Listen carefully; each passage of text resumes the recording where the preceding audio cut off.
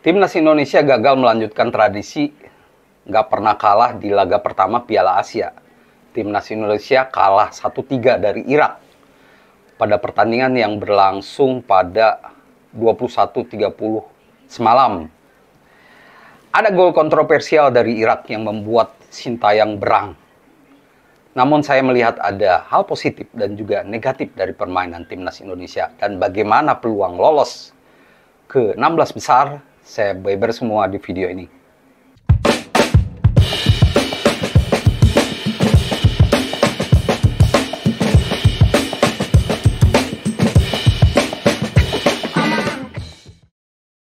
Halo teman-teman, jumpa lagi dengan saya Depri Saipullah.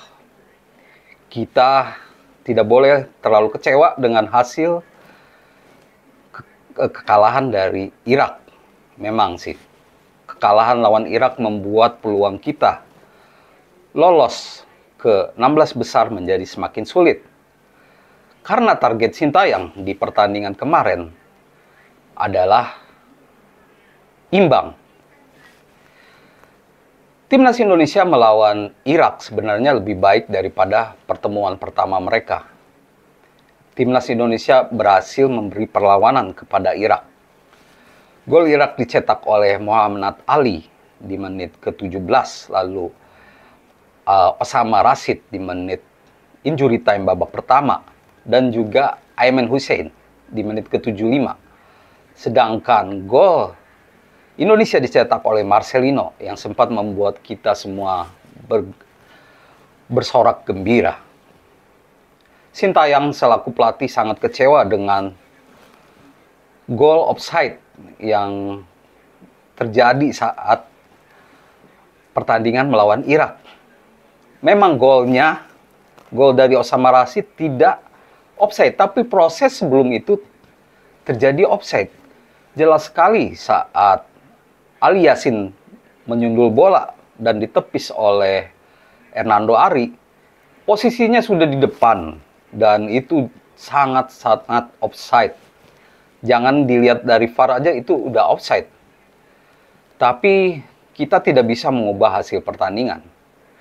Kalau saja skornya atau gol itu dianulir, mungkin situasinya berbeda. Mungkin kita bisa imbang lawan Irak. Tapi dari pertandingan itu kita bisa memetik ada beberapa hal positif dan juga hal negatif. Saya bahas dulu soal hal positif dari pertandingan kemarin. Seperti yang saya sebutkan di video sebelumnya bahwa Timnas Indonesia harus main aman. Dan saya senang karena tim Sintayong benar-benar realistis. Dia memakai formasi 5-4-1. Ini untuk meredam serangan Irak. Karena berkaca kepada 5 pertandingan terakhir atau 3 pertandingan uji coba, kita kebobolan banyak gol. 11 gol atau total 17 gol dari 5 pertandingan. Ini tentu tidak bisa dibiarkan. Maka itu Sintayong main aman. Dia pun percaya bahwa kalau main terbuka, Timnas Indonesia bisa babak belur karena perbedaan kualitas. Dan itu dilakukan 5-4-1. Hebatnya kita juga atau pemain tidak terpancing oleh permainan Irak. Saat Irak menguasai bola di pertahanan di area mereka, kita tidak maju ke depan. Kita sabar menunggu dan saat bola diarahkan ke pertahanan kita, baru pemain kita mengerubungi atau berusaha merebut bola dari pemain Irak. Setelah bola berhasil direbut, berlanjut ke hal positif kedua, yaitu transisi positif cukup berjalan. Transisi positif itu adalah kondisi saat setelah bertahan, lalu melakukan serangan balik. Kita berhasil melakukannya dengan baik, karena buktinya kita sempat menyamakan skor 1-1 lewat Marcelino. Sebuah skema serangan balik yang pas. Sebuah skema yang bagus atau berjalan dengan baik. Inilah hal positif yang berhasil dilakukan oleh timnas Indonesia saat melawan Irak. Beberapa kali kita mendapatkan peluang. Tercatat ada 6 kali tembakan, tapi memang hanya 1 tembakan yang mengarah ke gawang. Itu bisa diperbaiki lagi di pertandingan berikutnya. Berlanjut ke hal yang negatif. Kembali, poin pertama hal negatif yaitu pertahanan. Koordinasi pertahanan masih berantakan. Gol pertama dimanfaatkan oleh Irak saat kita salah umpan. Pemain Irak begitu cepat untuk memanfaatkan kondisi itu dan Muhammad Ali bisa mengeksekusinya dengan baik. Koordinasi ini harus diperbaiki lagi oleh Sintayong karena kalau terus-terusan seperti ini bisa berabe saat melawan Vietnam dan Jepang. Lawan pasti sudah tahu kelemahan kita. Selain koordinasi, saya juga menyoroti pemilihan pemain.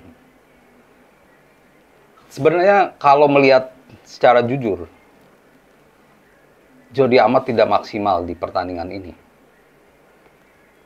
Saat melawan gol ketiga misalnya, harusnya saat Rizky Ridho melakukan blok atau mencoba halangi Aiman Hussein, Jordi Amat membantu, tapi dia malah berdiri di belakang. Juga waktu gol pertama, tampak tidak ada tenaga untuk mengejar pemain Irak. Tapi pemilihan pemain ini tidak bisa, saya pikir tidak bisa juga disalahkan kepada Sintayong. Karena kita kurang memiliki kedalaman. Kalau kita menurunkan misalkan Wahyu Prasetyo atau Edo, masih belum bisa diandalkan. Atau Sandy Walsh, Sintayong juga masih belum yakin. Yang paling berpengalaman ya Jordi Amat. Maka itu yang perlu dilakukan adalah memperbaikinya. Tapi kemungkinan untuk merombak skuad lagi saat melawan Vietnam sangat terbuka. Dan Sintayong kita ketahui bahwa dia selalu tak terduga pilihan pemainnya. Nah, itu yang hal negatif dari permainan kemarin. Tapi saya senang karena seperti yang saya harapkan bahwa Yakob Sayuri bermain lebih di depan dan itu dilakukan. Mungkin yang jadi sorotan Asnawi ya, belum maksimal, makanya dia diganti di babak kedua oleh Witan. Tapi kenapa nggak Sandy Walsh gitu ya? Masih ada beberapa hari lagi untuk persiapan untuk memperbaiki hal negatif itu sehingga menjadi positif.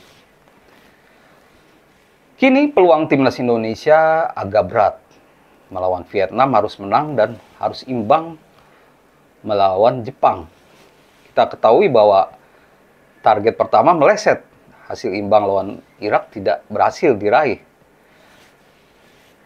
Peluang berat, tapi Sintayong dalam konferensi pers menegaskan bahwa dia tidak menyerah. Inilah yang kita butuhkan.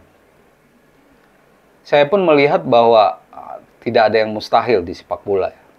Utamanya saat melawan Vietnam. Vietnam mengejutkan dengan mencetak 2 gol ke gawang Jepang. Kini sesama Asia Tenggara, timnas Indonesia harus bisa menang. Memang dalam beberapa pertemuan terakhir kali menang kita hanya pada 2016. Setelah itu kita tidak berhasil menang. Di era Sintayong tak pernah berhasil menang lawan Vietnam. Pertemuan terakhir kalah 0-2 saat main di AFF 2022. Jadi semoga dengan Vietnam kan tidak diperkuat oleh 10 pemain inti, lalu pelatihnya juga berbeda, bukan Pak Hangzhou. Sintayong bisa punya cara untuk menang minimal 2-0 lah. Nah, setelah itu melawan Jepang. Rada mustahil ya, agak berat kita memikirkan kualitas Jepang dan timnas Indonesia. Tapi Sintayong menegaskan bahwa dia tidak pernah minder. Ini ini harus dilakukan untuk seorang pelatih. Dia tidak pernah minder, dia tidak takut, karena di Piala Dunia lalu pun dia sempat saat masih menangani Korea Selatan, dia bisa mengalahkan Jerman. Padahal Korea Selatan juga tidak diunggulkan. Kondisinya sama dengan timnas Indonesia. Yang perlu dilakukan adalah maksimalkan hal positif seperti yang saya sebut di awal dan kurangi hal negatif. Hal-hal bagus tampak di pertandingan kemarin. Pemain berani tackle, seperti saya bilang kemarin, seperti yang dilakukan oleh Elkan Bagot. Dia memang melanggar, tapi mampu mengatakan pemain Irak, dan tendangan bebas tidak menjadi gol. Itu lebih baik daripada pemain Irak bebas ke kotak penalti. Jadi tidak takut melakukan kesalahan yang tidak konyol maksudnya ya. Kedepannya kita berharap bahwa timnas Indonesia bisa lebih baik lagi, walaupun gagal menjaga tradisi, tapi saat ini bisa menang di laga kedua dan imbang di laga ketiga. Semoga itu terjadi dan kita harapkan semua timnas Indonesia lebih solid. Persiapannya ada kok, waktu masih ada, dan Sintayong pun percaya. Demikian teman-teman ulasan saya bersama Depri Saipullah. Terima kasih dan jangan lupa komen. Tentunya salam olahraga.